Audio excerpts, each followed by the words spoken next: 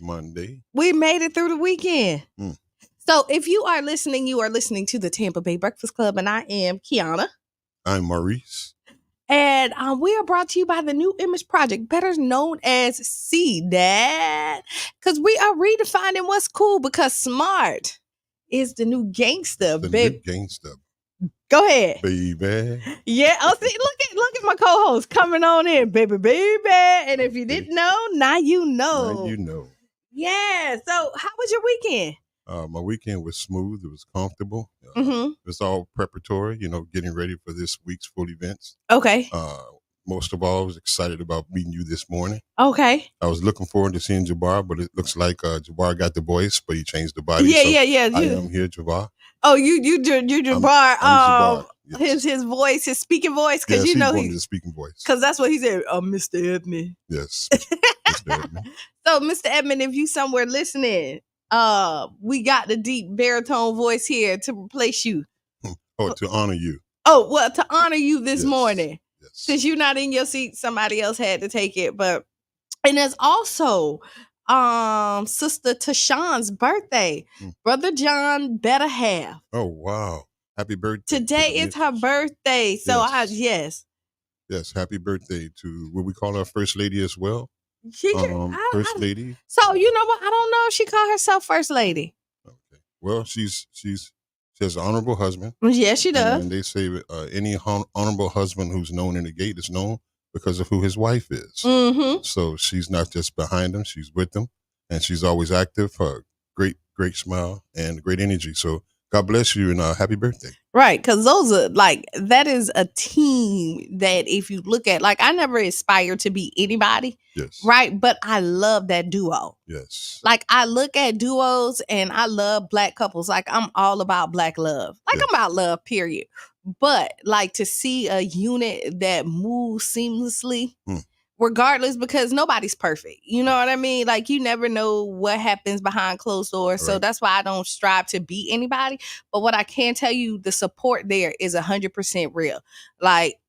He lights up even when she pop up on, when she pops up on the scene. When she pop up, see it in his face. Soon as Tashawn come on over here and he know he listening, she that's my baby. Hey. Baby, and one time we were having a conversation about wants and needs. Yes. And if you want somebody and need somebody, and we were having this conversation, and I was like, do you think you want your wife or you need your wife? And he was like, I need her. Yes. He was like, I need her. And the way he said it and he thought about it, I felt it. I can believe that. I walked up on him just recently, and I spoke. I was happy to see him. I think we was at the 100 Band March. Antonio Brown, shout out to him, and book club. And I said hi, and I said, tell the wife I said hi. And he said, I'm gonna be honest with you, I would be nothing without her. He said she actually saved his life. There was a pivotal point in his life as a young man where he wasn't interested in just going the way he should. He was wavering. And she told him, you get on out there and do what you got to do today. And that particular day, one of his friends came over and some things happened with his friends that would have changed his life. So I imagine that not only she's his better half, she's actually sent from God because she changed the trajectory of his life. And right now, is the evidence of it. That's what we see. Is. So, because people don't really, you pray for stuff, right? Yes.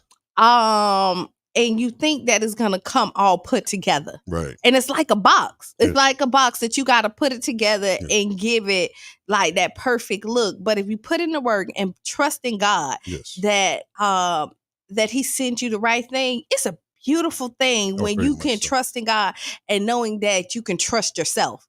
That's the unconditional love. And the Bible calls it agape love. That's the love of God. Where we trust that the person we're with is the person we're designed to be with. So when we see their flaws, they say love covers a multitude of sins. So our love for them see the flaws as opportunities where my help is supposed to be at. And so we mesh in like fingers folding over, and we make a good glove together or powerful fist in one. And we fight the world like that together as one. And boy, let me tell you, do they? Yes. Do they? Oh, that's a good thing. Oh, do they? Because Because if you don't know Tashawn, she's very quiet. Okay. And so reserved, sweet person. Yes. But she has this outer shell that like you don't really like, she don't let everybody in. So everybody don't see all of this. But when I say helpful, first one in the line, a woman of her word, when she says she's gonna do it, she's gonna do it. And one thing she don't play about is her family. Yes, I can believe that. Her whole aura speaks woman of the family. Covering him as he's doing this thing, as he covers her by stepping out there. So like I said before, her energy, I didn't mean a crazy energy or exciting energy. I mean a very calming, positive energy. She sits there in her quiet strength, kind of like the book Tony Dungy wrote, Quiet Strength. That's her. Yeah. Yeah. So listen, I just had to give a huge shout out to her. Tell her happy birthday. If you see her out and about, wish her, give her flowers today. If you're friends with Brother John, I know he made a post. Also, you know what I mean? Yes, hit that post up. Yeah. And if you have a Sister Tashawn story, put it out there. You put it out there. Because, she deserves it. And with that being said, I know we just kind of came on, but we still got to pay bills. All right, so I'm going to have to take a quick break. Tag a friend, tell a friend. You see, we got Maurice Scott in the building. Keys for Life. We're going to be talking about the walk that's happening tomorrow. Yes. And then also they're going to be at the foundation on Wednesday. We got, we're going to talk about Rick Ross coming in the city. Yeah. You know what I mean? Yeah, doing this thing. We definitely got to talk about the comedy show Damon Davis did and just how the city is, you know, in his team, how the city is putting on for the city. Okay. Right? And how we need to get together. And then I saw hate. And how can you hate on somebody making boss moves? I just don't get it. I don't get it. Me about that one. So we're gonna talk about all of that after the 8:00 hour. You know, the phones are gonna be on. I want y'all to enjoy the conversation. Tag a friend, tell a friend. Good morning, Mama Blue, Tony Wells, Talisha, Sharonda, everybody that's listening. But yeah, tag a friend, tell a friend, and we shall be back. On all its external borders. An American pastor held in a Chinese jail for 18 years is finally home. Strong words from the UN on the international... Agape Soul Boutique. High-end boutique looks and quality with affordable pricing. Located at 6025 Martin Luther King Street South in St. Pete. Choose from our amazing selection of stylish, fashion-forward heels, wedges, boots, children's shoes, accessories, and much more. You can shop now and pay later, interest-free with Afterpay. Subscribe to our website and get huge savings on our latest products at agapesoulboutique.com. For more information, call 727-379-1318. Come give your feet the royal treatment and check us out at Agape Soul Boutique today. After an apparent second attempt in 2 months on the life of Donald Trump. The former president was unharmed when shots were fired at a Florida golf course.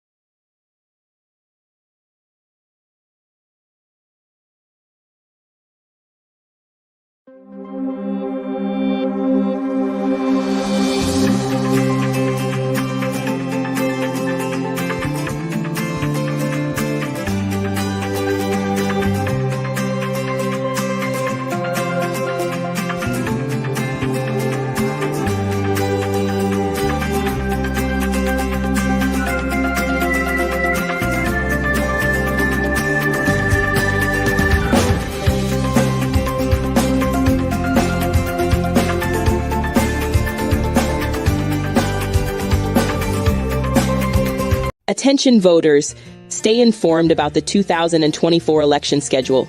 Primary election day is August 20th. Make sure you're registered by July 22nd.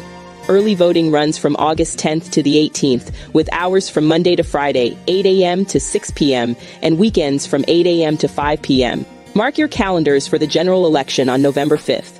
Don't forget to register by October 7th. Your vote matters. Stay informed, get registered, and be heard. For more information, visit www.votepinellas.com.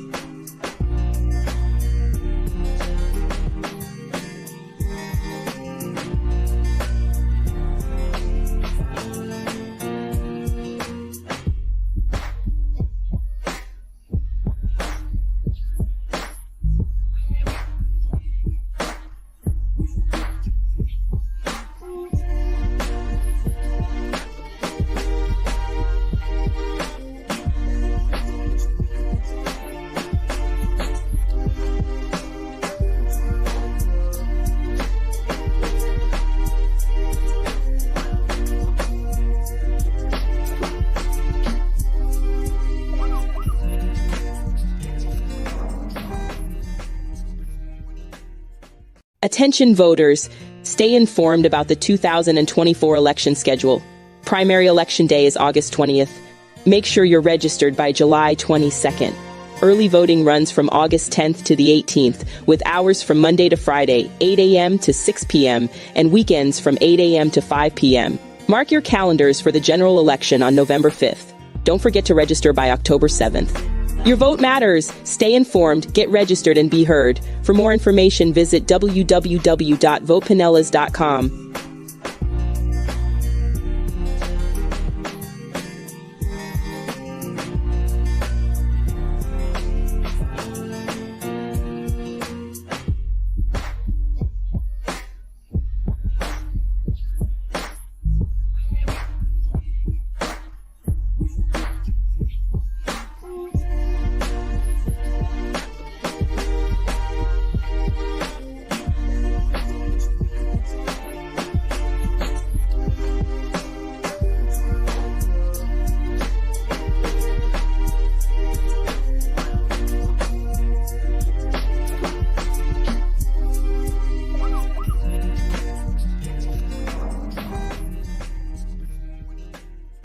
Attention voters, stay informed about the 2024 election schedule.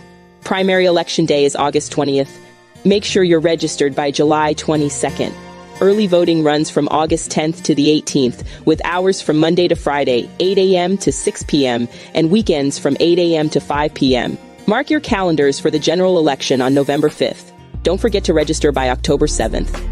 Your vote matters. Stay informed, get registered, and be heard. For more information, visit www.votepinellas.com.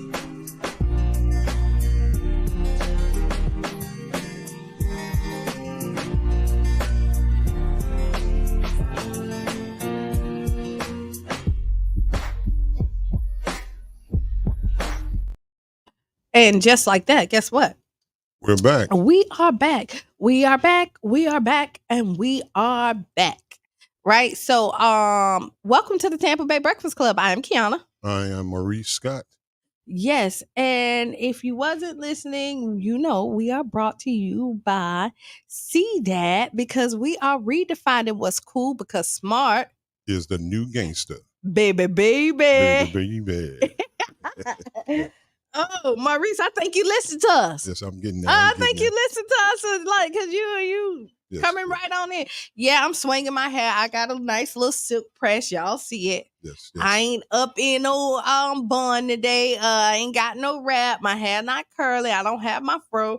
I done got it silked out for y'all. Y'all see this? Yeah. Natural berries and juices. Yes. No, you want me to tell you? All natural, just like you said. So no product in my hair. Yes. So people who have natural hair, you can still get a nice silk press without putting chemicals in your hair. Now, I do go to Miss D. Miss M. Yes. So that's Marion Davis. Yes. Is M Design, I believe it is. I probably used to get a wash and set there I mean, she could go in there and do her little thug thizzle with you. Yes. She could do, and maybe not thug thizzle, but she could do her razzle dazzle. Okay, She'll go in there, get a nice little steam treatment, maybe even get a wash, condition, massage your hair, come out there looking real nice. Real nice. Real nice. Nice and shiny. Yeah, look at this. Like, I mean. Silky smooth. I got a nice trim. Throughout it. So yeah, if you're looking for a great stylist, hit up Marion Davis. Okay. Always on point. So if you were here the first top of the hour, we was talking about Sister Tashawn. Today is her birthday. She's wrapping up the end of the Virgo season, kinda. Okay. You know what I mean? She's and bringing it on home. 13 more days. Okay, 13 more days. Till my birthday. To your birthday. Oh, yeah. So if you don't know, I have all the fellas. They got to do spirit fingers because it's Libra season. Come on, you got to get on in. Is that what's going on? Yeah, Libra season. Look, come on, get on. What is this again? Bringing the energies into you? Yeah, it's like spirit fingers. Yeah. Well, right. I bless you with the blood of Jesus. Right Thank you. Yes. Thank you. I receive it. Great time. Yeah. I'm praying. These days they go all month, so I'm gonna give you the whole month to enjoy it. Yeah, no, I do. So believe me, once it kick in, it kick in. We will know. Oh, will you know? Lights will be on. What? Lights, they not cutting off. That's okay. We'll take that. So yes, Libra season coming up. I don't mean to step on no Virgos because I love the Virgos because my daughter is a Virgo. Okay. So we had her birthday on the 31st of August. So she kind of at the beginning of the Virgo season, and then I'm at the beginning of the Libra season. So yeah, we know how to party. Okay. Hey, yeah, and So Urban Drinkery on here, I see that. Okay. Chandra, she's a Libra. Okay. Spirit fingers as well, and then even for her birthday, she's gonna do this fabulous wedding. Oh wow, good for her. Yes. Applause. Yes, and yes. Yes, Libra's in the building. So if y'all in the building, chime in. So so you have this walk coming up. Yes, it's going to be actually tomorrow. Tomorrow evening on the south side of St. Petersburg. It's going to start around 5:30 p.m. Okay. Yeah, it's going to be in the cul-de-sac of 24th Street South. Just on the south side of 18th Avenue South, across the street from Perkins Elementary. The parking would be at Perkins and any overflow at Stewart-ism, the church around the corner. Okay. Right on Walton. The walk, we're going to start right 1950, 52 area of the cul-de-sac. It's where I dropped my son off the last day I saw him. Okay. And he left from there on a bicycle and he cut through Perkins Elementary on over to Yale and Queensboro. So in essence, we're not going to cut through Perkins. We're going to go up to the north side of 18th Avenue, up to 25th, make a right, and go up a half a block or a block to Queensboro and go over to Yale where he lost his life. Okay. The walk is not just for our family. It's for everyone who has lost a loved one to this gun violence and anybody that's been impacted. But very specially this time, my son, the very first time he ever brought a girl home to say he liked the young lady's name was Yvonne Abernathy. She describes herself as the tall one, the cute one. Okay. Beautiful spirit. She's always been kind. And even after we lost him, she was always at every event showing up, even though it had been some time since they had been together. So we honor her. Unfortunately, Yvonne lost her life to gun violence just recently. She was the young lady who was murdered on 54th Avenue South at the apartments down there. And her dad, Dale, is a good friend of the family. We want to honor him. And we're going to do this walk in honor of her as well as our training the following day. Okay. So the first girl your son ever came home, brought home. Yvonne, we call her Vaughn. Okay. And then a few years later, she lost her life. Well, a few years after his life being lost, she lost her life to gun violence. And it was just recently, this year, just a couple months ago in the papers, if a couple months. I remember that. She had the ex-boyfriend. The ex-boyfriend come up from Miami, met her early that morning when she was going to work and took her life in a cowardly way. Right in front of her apartment, and what was difficult was that her parent, her dad, and his girl was inside. Precious, she's a wonderful lady. He came out rushing to Find his baby there. Found his baby there. And what do you do as a dad? How do you cross that walkway ever again to get into your apartment? How do you live in the area where you saw your child? And if I may say, I hope he don't mind. I think the gentleman who runs the security up top say he saw on the video that if he could have got out just a little bit earlier, he might have caught the guy, because he came out immediately. Dad did, and if he'd got out just a minute or so early, he could probably caught the guy. And probably not even a minute, just a couple of seconds. Couple of seconds. You know, when you think about gun violence here in our community, yes, and even around the United States, you hear about it a lot. Like someone was just shooting at, I think it was Citrus Mall this weekend. Yeah. I saw on there. Now I didn't follow up. I will tell you this. So if anybody know anything about that, let me know. I did see that one had passed away from that. That's all I heard. And that's in our backyard. Yeah. When you look at it. We're getting too used to it. It's so often now. It used to really shock us. But not everybody is shocked now. But there is a group of people that every time they hear something like that, those who have lost someone, every time they hear that, they lose their person. And they experience what's happening with the kid who's lost or shot. It's triggers. It's definitely triggers. And so what we need to do is address why people are so comfortable or think that you need to go to this length, or why is taking a gun out, ending somebody's life, an option. Right. Why is that a part of your conflict resolution? Right. Right. So which means that they haven't been taught the processes or the steps to reach to how to de-escalate a situation or how to properly address a situation that could lead to violence. Right. How to avert it. I think that the best thing we can do as a community is get to the kids as early as possible.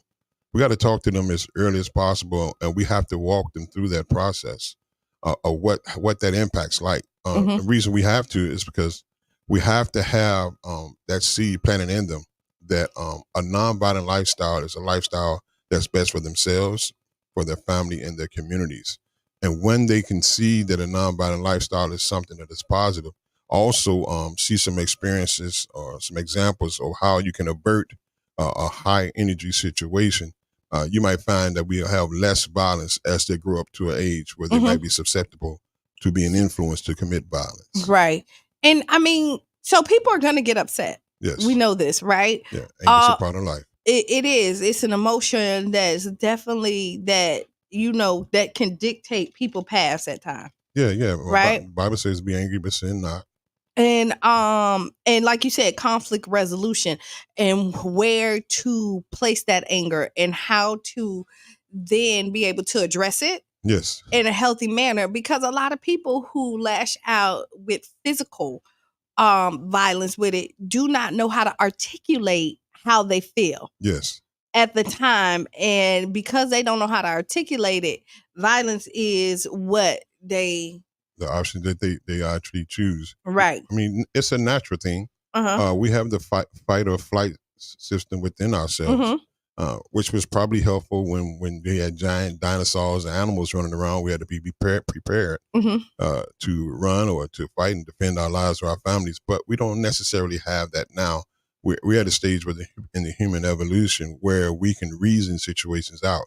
Now, what happens naturally with our bodies is that when we reach a situation where it's a heightened moment, the blood leaves our brain and goes to our extremities, our feet and our hands, so that we can either run or fight.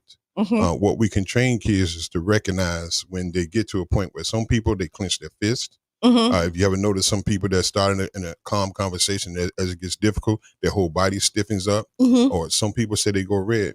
If we can teach them to recognize the symptoms of them reaching to an uncontrollable stage, they can start to learn to take deep breaths. They can start to take a step back. We can also, like I told my niece the other day, what people think about you, it's not your business. A lot of times people are saying things, which for us in this day and age, it's most of the fights that we're having is about what people are saying about them involving in social media. So what people say about you is not your business. And we learn to find out that most people are speaking from their own perspectives. Right. And a lot of them are speaking through their own trauma. So their triggers are causing them to speak.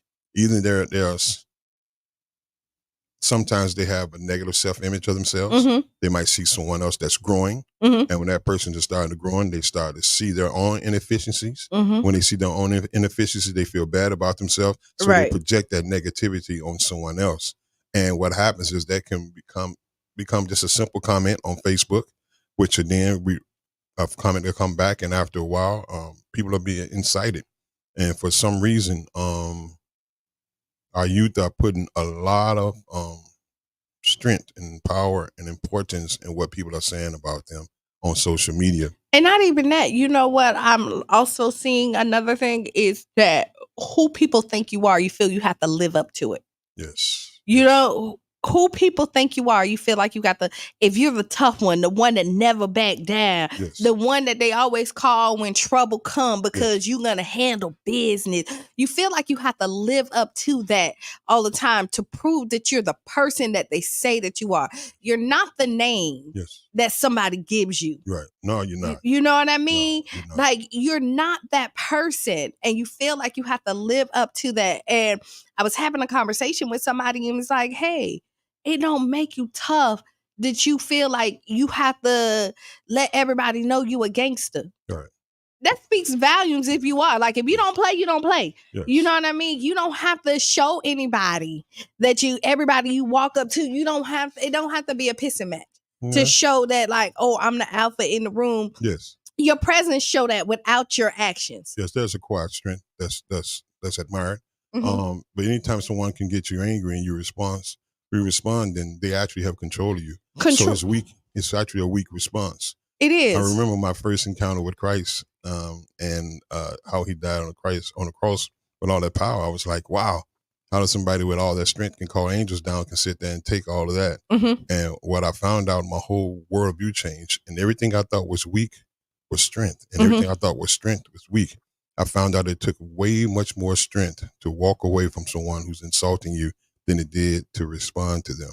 Because they pull you into this web, right? Yes. When people have nothing to lose, they want people to come with them. Right? You know what I mean? When you have people that's depending on you, yes, then you make this decision, out of anger, to pull a gun, because you typically, not only do you take somebody else's life or change somebody's life, you change yours as well. Change yours, and everybody's connected to you as well.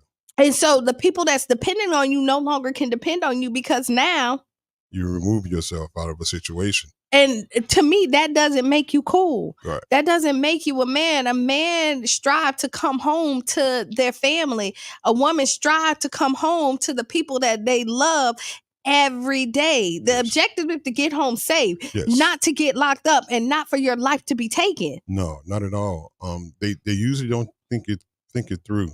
I just saw on social media, I think it was TikTok, a young man got sentenced to life without parole, and then a couple of more sentences afterwards. Prior to the sentence, he was standing tall. Mm-hmm. But this guy, he cried so hard, and he literally dropped. His attorney and a couple of other people had to lift him up. He cried like a baby when they gave him that sentence, because he never in a million years thought about it, or took the process to see what his actions was going to lead to. And I guarantee you, he never thought he'd never come home again. And this guy's never coming home again. But once he got that sentence, it became so real to him. It hit him like a ton of body. Because you know what? People really think they're smarter than the system. Yes. Like, they be like, oh, no, I could get away with it. I could do this, yada, yada. They practiced on 1,000 guys before you. This system's been practicing for years on slick guys. So you're not no smarter than the system. And let's say you get away on one. But, I mean, life has a way of catching up with you regardless. Yes. And all I'm going to say is, let's figure out other ways to handle our anger. Conflict resolution is a good. I know you do a lot of mentoring and doing speeches, talking to people about gun violence. And so, like, I am me. Everybody, if you listen to the Tampa Bay Breakfast Club, I'm an advocate, for caring. Yes. Like, I think, but I do believe that you have to use it properly, and you need to be trained. Yes, you got to be trained, because most people are responding like the afraid police officer. The afraid police officer who's been trained, but that's not is not prepared for that job. A lot of people who have not been trained, they're responding with that same flight or fight, and what's happening is that extension of their fist is now becoming the gun. So before they react, because remember the blood is dropped from their brain to their hands. So they're not thinking, so they're responding, and unfortunately they're responding with the gun, and they're taking people's lives. So again, like you say, conflict resolution is important. Recognizing situations that can lead to violence and how to step out of those situations. I know a lot of guys in prisons, we learn to watch people's body language, and you can see things developing very fast. A lot of those guys who've been there, and so you get to learn to. So you say body language, because I study body language too. But I will tell you, because I've seen people who went to prison come back out, and there's tools that you needed to survive in prison. Yes. And those same tools can help you out here, but they can also hurt you. Yes, they can hurt you. Especially out here, because you're in a different environment and you're trying to then use animalistic keys in a regular world where it's not and it's not like that. When you're thinking that, hey, where somebody will attack you in prison with these things, because these, and then out here it's not the same. Well, it depends if you're doing survival or if you're in a mode of living and existing in a positive frame of mind. Because there are guys in prison that have reached their level of acceptance and a desire to live life in a positive way, and so they're training their minds to be prepared to do that. There are some people who are living on survival and they're just surviving, and when they get out, they're still surviving. And anytime you're surviving, you're on that high level of stress, which means you can respond any type of way. So what can you say to some people, because we're doing this men panel on Sunday, the 22nd. What time? 3 p.m. 3 p.m. I think I leave late that evening, about 7 to 8 p.m. I might be. You supposed to come on in. Yes. Pack your bags in your car. You can leave from here, go to the airport. Well, that's what we'll do then. I'll be there. So and everybody else come there as well. Right. At Dave's on 16th Street, 1510 16th Street South. And it's going to be a good conversation as well. Everybody is welcome to come out. But this is focusing on the men, returning citizen, fatherhood, co-parenting, and stresses. The things that you deal with on a daily basis that maybe the average person don't know. Yes. You know what I mean? We have an idea, but to hear you speak out and figure out what can we help you now is look different for everybody. Yes. You know what I mean? But being able to have a conversation and being able to get just a glimpse of it, I think would be amazing. So we're doing that on the 22nd. Also, because the city realized how important Black men is, tomorrow also is a Black men panel about voting. Yes, I saw that. I think AMP is on that one too. I know Brother John is on that. Sean Bailey, Darren Ruthon, Jab. It's a couple. Jab's on it. Yeah. He definitely is. So that's gonna be. Hold on, let me make sure. I don't want to, because that one starts at 6 p.m. So many people lost their lives for us to be able to vote. So we have to understand how it's important for us as Black men to vote, especially men who've gotten their rights back from whatever adverse situation they've overcome. You got to exercise those rights. It is. So, and actually this is a virtual, is a hybrid. So it can be in person or virtual. Okay. At this one, there's a link. So you can attend in person or you can watch it yourself online. Okay. Yes, you really can. And this is from 6 to 8 tomorrow. We'll post that up on the Tampa Bay Breakfast Club. Also, with the link on there as well. This will be live at the Woodson. African Museum. Okay. So yes, y'all please come out. This is another one. We need to address these problems. We need good mentors. We need people to guide our children in the right way. You know, we have the music out here, the drill music, that's telling everybody it's cool to shoot them up, bang, bang. Right. And, and our kids are being programmed by that.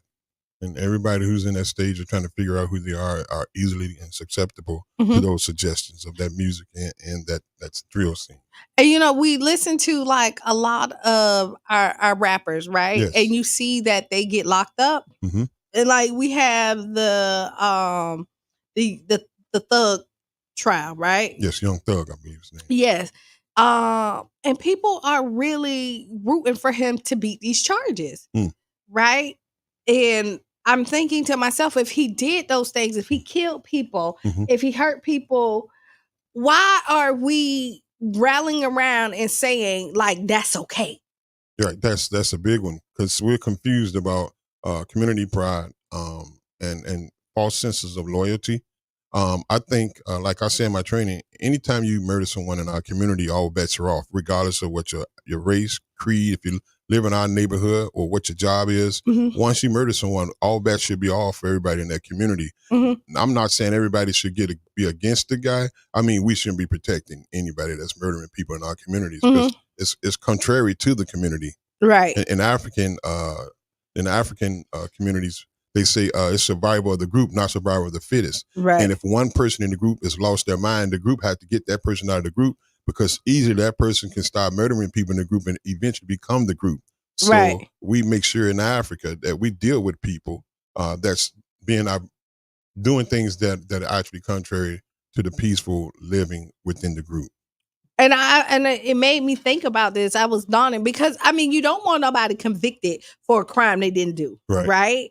But when you look at the crimes that's happening, it's crimes that's happening in our community. Yes. Right? It's our people. Right. Yeah. And we are rattling up like, free him, free him, free him. But if he terrorized people and took their lives, should we really be out here saying freedom? Because again, it's a sense of loyalty that we have to the people we look up to or that are celebrities that we shouldn't hold up to that standard. It's our traditional position against the police and the criminal justice system as well. Right. It's been so unjust towards us that we know, as far as we as a people are concerned, we look at it as them and us. So regardless what's going on or what the circumstances are, we're totally against the criminal justice system until they take one of our kids' lives. Right. And then it changes, right? Yes. And so that was just a thought in mind that I was having. It's like, we really out here saying, hey, free him. Yeah. We be like, free the murderer. Yeah. Like, and you look at even Kamala, when you think about this, a lot of people are saying, oh, she had the toughest crime laws. She locked up. They were murderers and rapers. Yeah. Like, how do you give a pass for somebody who took somebody's life or took somebody's innocence and think that they're not supposed to be convicted? Well, justice should be blind. So each situation deserves its proper weighing. So, because we're not sure about everything that has happened. I will say this. I was in Chicago speaking with a friend of mine named Brother Muhammad up there. And he said something that shocked me. I wanted to save the world. And he said, brother, man, when our people, our young men out there killing our women and children, they have to go. And I'm like, what you mean they have to go? No, I think they have to go. Because anytime you're killing our women and children in our community, at that point, you're killing our community because that's our future and those are our creators of life. So I understood that there are some people that may have some psychological issues, some mental health issues that don't allow them to live amongst other people in a positive way, or which cause them to want to take life with no regard for other people, how it affects anyone. And anytime a system or a person is going against the system, again, I say, like they say in Africa, we had to get them out of the group. We do, because one bad apple spoils a bunch. And this is why I started out with this young thug talking about it. If, let's say, because I don't know if he's guilty or not, right? Let's say on the flip side, let's say he's guilty and he beats the system. Now we have a lot of young men and women that listen to his music and think that they can still beat the system like him. And then now they go the same approach that he did. And then what they're saying, terrorizing the community, taking people's lives because we as a community praised and said he needed to be free. Yeah. I mean, this is just how my mind works. You know what I mean? And I'm just thinking of the pros and cons. It's the scale in me that look at it both ways, right? And I appreciate that. And anybody should appreciate that. You know, and I'm not, again, this is just a conversation. I'm not saying he's guilty or innocent. But what I'm saying, if he is guilty, he gets off. What's the message? The message is that you can terrorize our community. You can take guns. You can be a thug. Yes. That what they would say, you can do these things. And then you get a pass from our community because the community's still gonna love on you and praise you. Right. We're not holding them accountable for what they're doing. And so what we're doing in essence is raising up a cheer for that action. So those young people who are coming up don't have a deterrent to moving in that direction. Right. And we as an adults, and we are the watchers for the community, should always set the standards like parents does and do in the house. So these are some behaviors that we don't agree with. And once you step into these behaviors, there'll be some adjustments. There'll be some punishments. And we're going to know off the bat, this is not something we agree with. But when we're starting to praise these behaviors, then it's easy for someone who's Good morning, Lisa. Yeah, to get into these behaviors. And unfortunately, they're losing their lives by the truckload. They are. They're not only by guns, but they're losing their lives by the prison system.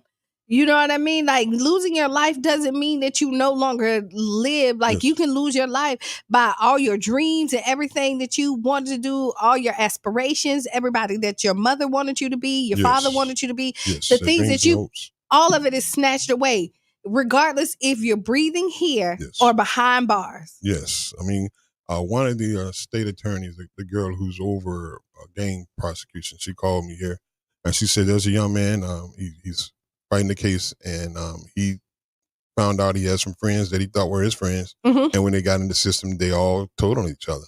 And he said he thought it was a code. He said, but he realized that the things that he was doing, his friends were doing, was wrong. Yeah. And that he realized that was all the things I thought my boys were going to be there with me. None of them were there at his trial. None of the people was in the streets when he came to his trial. And when it came down to it, the guys he was with turned against him. And he wanted to interview with me to share that information with the young people and the trainings that I do, to say, hey, the people that you think are your friends, they are not actually your friends. And your mama and your dad tell you that, especially your grandmama tell you that all the time. Yeah. There's some people, ain't your friends. Yeah. There are, and you'll see in your paper, because what happened is you hang around people, but when you get your paperwork, you'll realize the people you were hanging around don't like you. They talk mess about you. Yes. They actually, they're plotting against you. And these are the people that you have this undeniable loyalty to, who could care less if you woke up this morning. Listen, my friend called me from the feds, I know, and he was loyal to our gang leader, KT King Troy. And when he got locked up in the feds showed him, here's 30 guys on your team that's already testifying against him, but we want you to hear this tape. And on this particular tape, you can hear him talking about killing my best friend. And my best friend remembered there was one day the guys came to pick him up, and they wanted him to ride in their car. And he thought about it. He said, some said, told me to ride my own car. And when he said, I'm going to ride my car, they said, that's okay. And they left. And it was right around the time that they were plotting to kill him. And it was right before the feds came and picked up 112 of our guys and took them all away. My buddy was facing a double life. And eventually he did 8 years on it. But I'm just saying, though, you have no idea what the people that you're hanging out with is thinking. In fact, some of the guys who took my son's life were in my garage when they were young, eating and hanging out, eating out barbecue. Yeah. People you thought was your friends for life. One of the guys, even my son, was fighting for it. He didn't want the kid to get into any trouble. He had even told my daughter that my son's going home in a body bag. So while my son was standing in loyalty, saying, I don't want nothing to happen to this guy, and regardless of what happened, I'll take accountability for anything that happened. This guy was talking about taking his life. So you never know the people that you're with. You don't. And you don't know what situation that you put yourself in. And there's a street code that people go by, and then there's real life. Yes. But I ain't gonna say real life, because street life is real life too. Yep. Or it's real for the people that's involved. It really is. But what happens is when you live by that code in the streets, and I tell them, it's like you have street life where you have to watch your back. Yes. Caring and letting your guard down could make you lose your life, right? Yes. Yep. Because it's a lot of grimy people out there. People, sociopaths and psychopaths that care about nobody but themselves. Right. And then there's a different part when you get over here, when you go to work, you don't want to be a part of the violence. loving somebody and trusting somebody can hurt your feelings, not get you killed. It's a difference. You know what I mean? But people who have got the trauma of the street life, they think it's the same. Yes, because they go into an employment area and they say, you got fired. Why you got fired? My boss was talking crazy to me, stepping up to me like he wanted to do something. So I did something, you know what I mean? And listen, they don't realize they're tools. You can and honestly, and I'll tell you, people who go to 9 to 5s, typically, we don't subscribe to all, but people who go to 9 to 5s want to go back home. This is why they go to 9 to 5. Right. If they not in the streets, they didn't want the street life. Right. If they didn't want to watch their back, take the, carry everywhere they go, go with grimy people. Yes. They go and figure out a different path. They don't want to take that path with them. But we need to have that conversation that you guys are having with the men now, because they're transitioning from this life or death situation in the streets to the real world. And when I talked to my buddy, I said, you could have did a grievance against that guy because of what he said in front of other people. I said, there are tools that you can use in the job place to bring up a grievance about someone who's treating you unfairly. I said, there are even rules and there's an organization that'll fight for you. I said, but he's totally unaware, because the way he's always dealt with everything was if somebody stepped to him or said something disrespectfully, he responded verbally or physically. And I told him, being a big guy and African American, that was going to be a no right there. It's going to get you in the system, get you somewhere that you don't want to go, right? Yes. Like I'm telling you, people, the dislike people have for you on your job is different than the dislike that they have. Betty's better at snaking on the job. But it's a different job protected. But it's a different kind of snaking. Yes. Like they might not want you to be their boss. Right.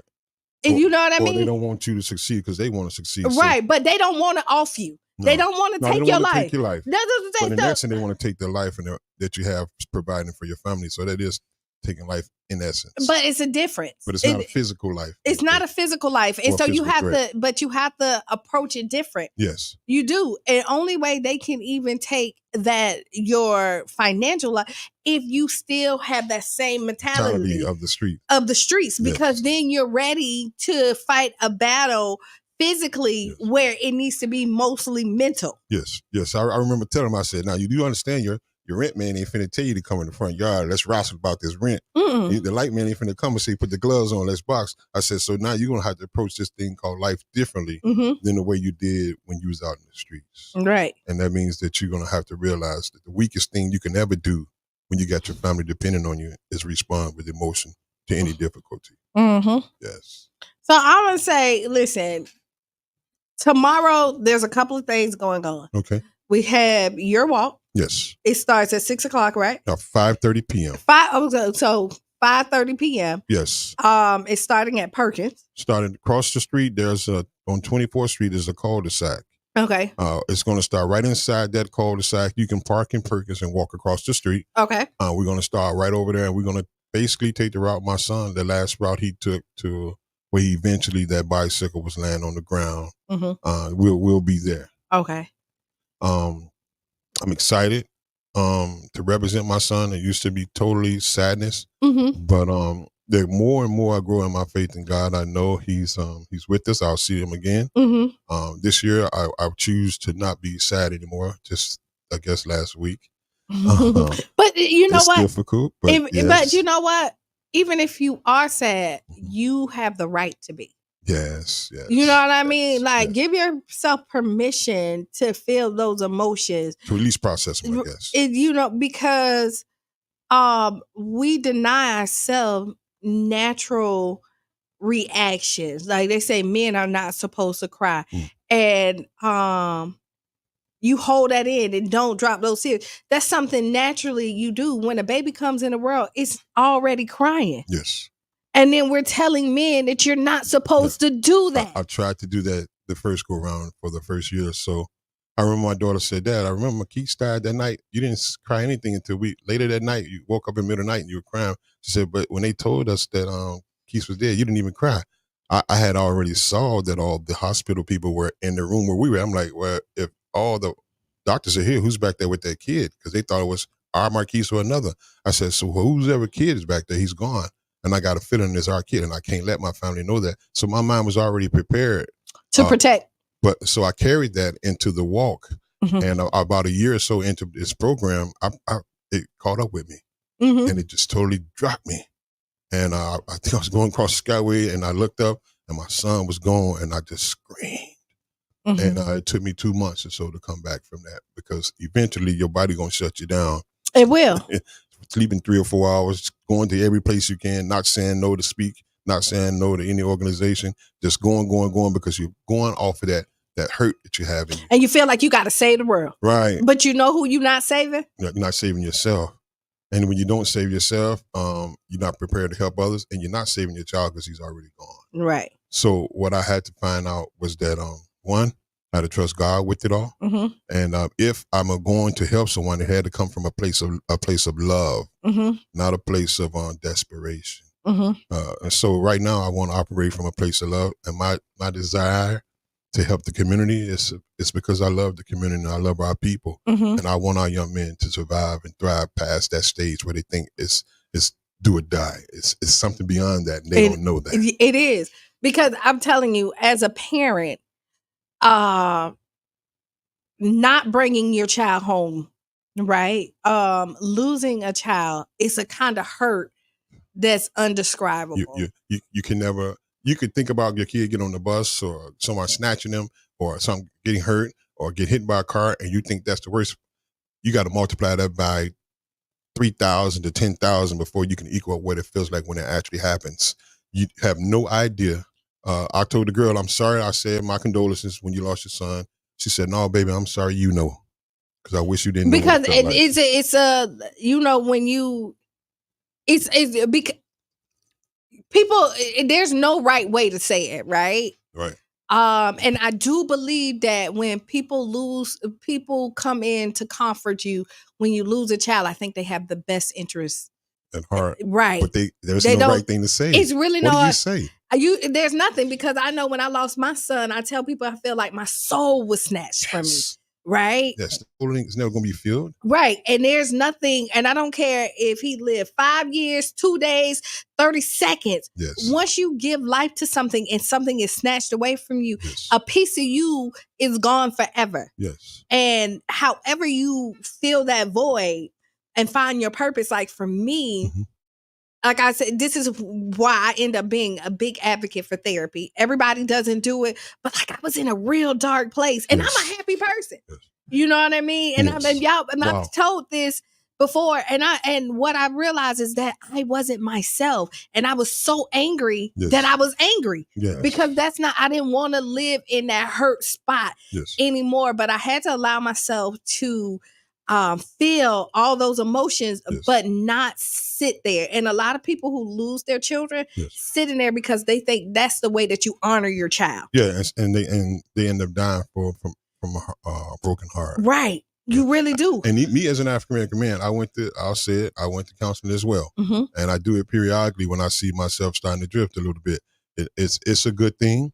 It's a good way to see your thoughts, because most of the time they're reflecting to you right what you're thinking, and it helps you to process it a little bit better. And that's why it's important, for at least for me, to see it through. And you need somebody who's not naturally connected to you, that situation, right, to help you navigate, because you know what you need to do. Yes, right, and that's why they help you to process your thoughts, because you have the solution, you just can't see beyond your emotions, and you let your emotions dictate it.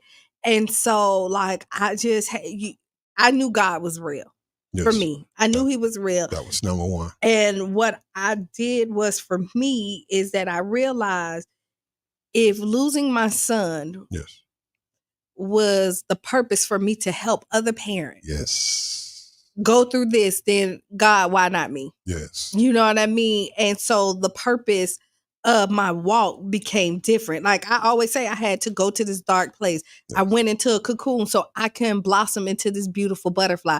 Like I'm Kiana times 5. I'm the 2.0 of Kiana, of the version that I was prior. I loved who I was prior, but I became even better because the experience became different, and the tools that I got in my belt became even stronger. But I see people who do it and then get lost in it.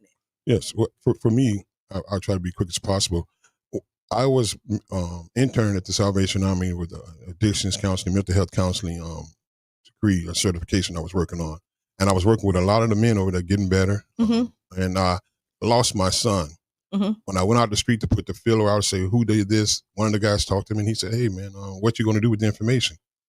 I said, well, I kind of got about 50 to 150 guys at the center that's really looking for me to do the right thing. I've been telling them how good God is. So I guess I'll do what's the best thing to do. I won't do no retaliation myself. He said, I'm glad you told me because really I need some help, man. I was hoping you can help me. So that hit my heart. So I left there brokenhearted. I went back to the Salvation Army. And when I got there, they were all in the chapel praying. And when I went inside, they were praying for my family. And they were crying. And at the end, all the guys were coming. They were hugging me, and they was hugging, crying so hard. I'm like, wow, I thought they lost their kid. But this little white lady walked up to me and tapped me on my rib, and I looked down. About 90 years old. She was speaking softly. And she said, see, you thought you needed them, but they needed you. Because they said if you're the person telling them about God and God can help you, he couldn't help them get sober. I knew at that moment it was bigger than me. And if my son was what it took to get into my purpose, which I wish it wasn't. Right. But for some reason, it was something that was part of the necessity, or God utilized it, what the enemy meant for bad, to put me into my purpose. And so if that had to be what happened, if this was going to happen, then I had to learn to trust God with it. And that means I had to get into a deeper relationship with God. And of course, just like you, my purpose became a better, my walk became better in my purpose. Because you can choose. You can choose which path you want to do. Yes. And what the devil knows your weaknesses. Oh, my guys showed up. They wanted to get down. Right. But they know where you're, because and it seems like it's help. Yes. Right. You be like, oh yeah, I prayed for this. And the first thing that show up is something that's gonna bring more harm, and you think, oh, God heard my prayer. Yes, you know what I mean. That's the way to go. Oh yeah, I'm finna. Oh yeah. If God didn't want this to happen, it wouldn't. I think with those pledges, I went all over the city, so I walked up on them guys. So everybody who's involved, they ended up seeing me, and my energy body told me. And then when I looked back and I saw the faces, once I put it all together, I said, wow. I walked up on. That's why this guy wouldn't take the pledge. One guy pushed it back, and another guy just jumped back, and I realized those were the two guys who were physically involved in murdering my son. And this was the group because of the whole energy. But I went all around, and my energies, from the streets, those instincts kick in, and I felt it. But I had to get away from that. Was what it was telling me. Yeah. But I could have chose to went to another direction. I'm purposely. I'm capable. I got the people who can do it.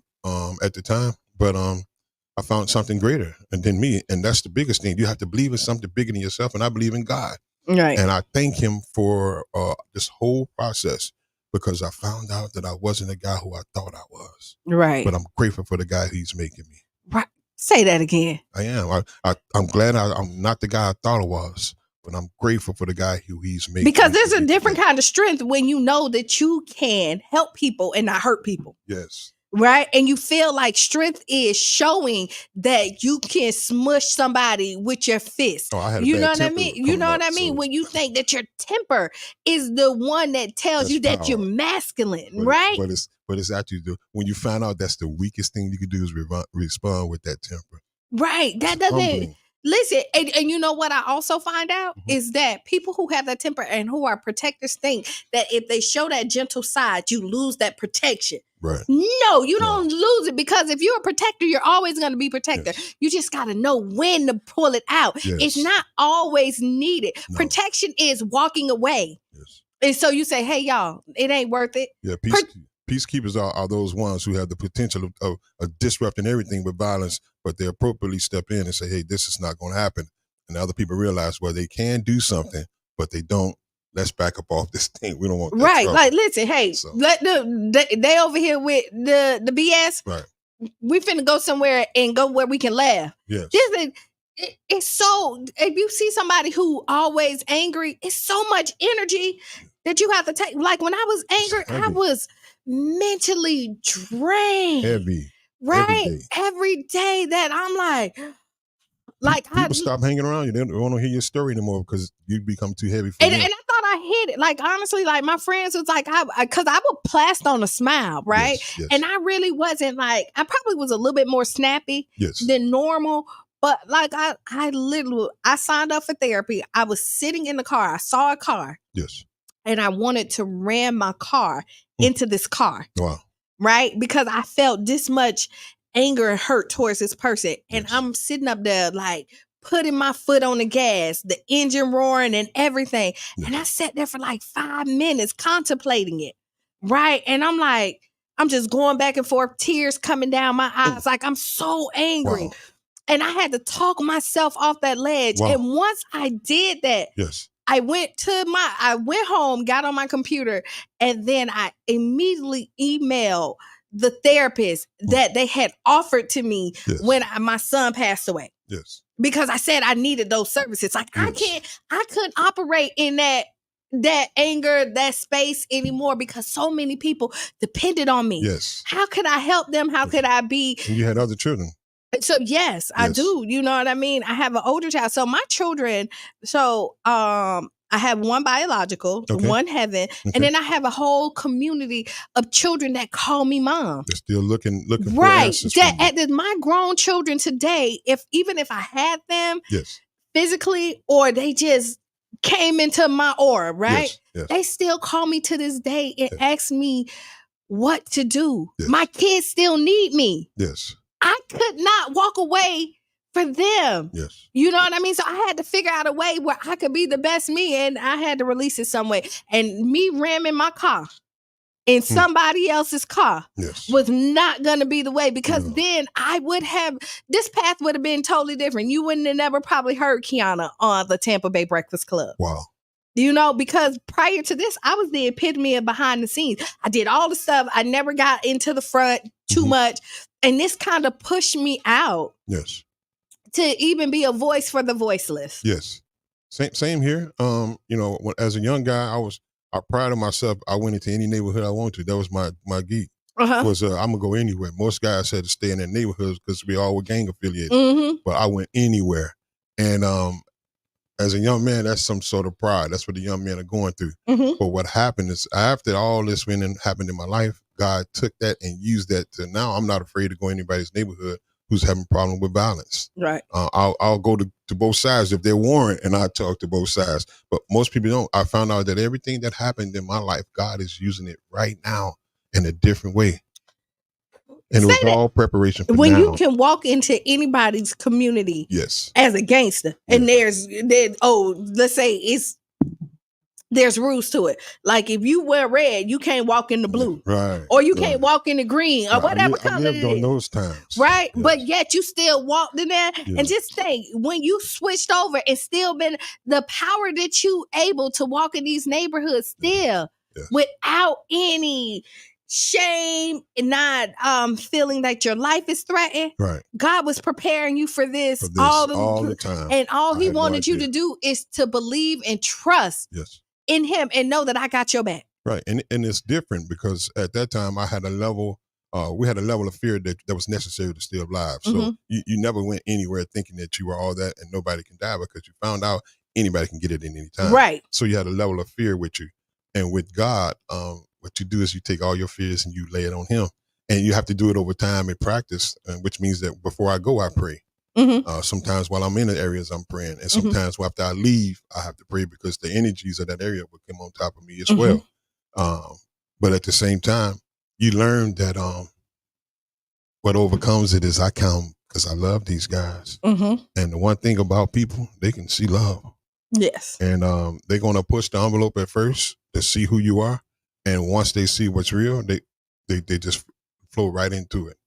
And you want me to tell you, if any men or women that are listening who thinks that the world is against them, right? Right. We hear that a lot of people say, like, I'm a king, I'm a queen, right? We hear that all the time. Right. That's Western philosophy, king of the mountain type thing. Right. But if you are, you are who you say you are, yes, in any kingdom, most people love their king and their queen.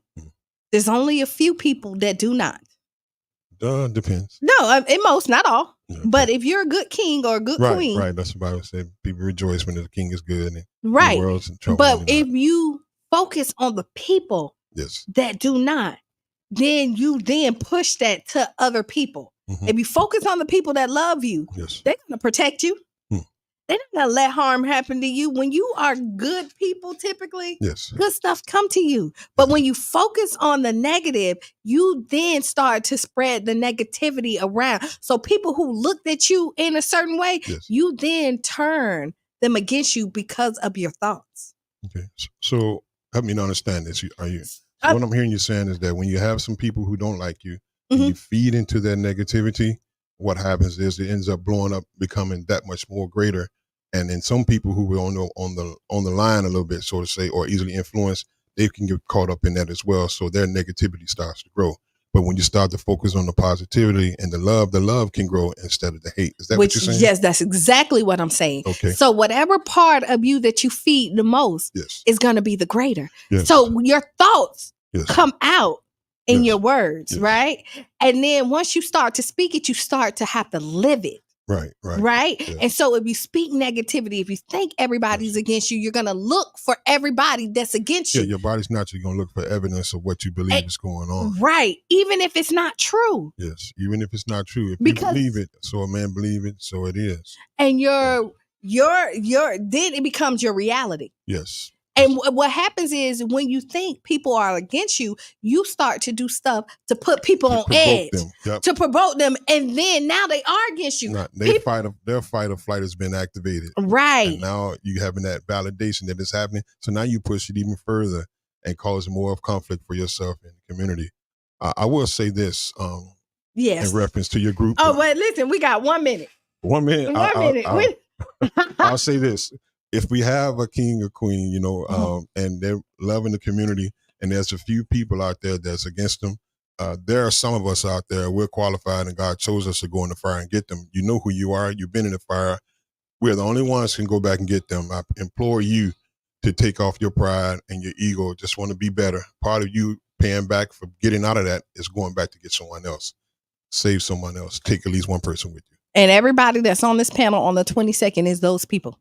You know what I mean? Who wants to go back in the fire and help people? Yes.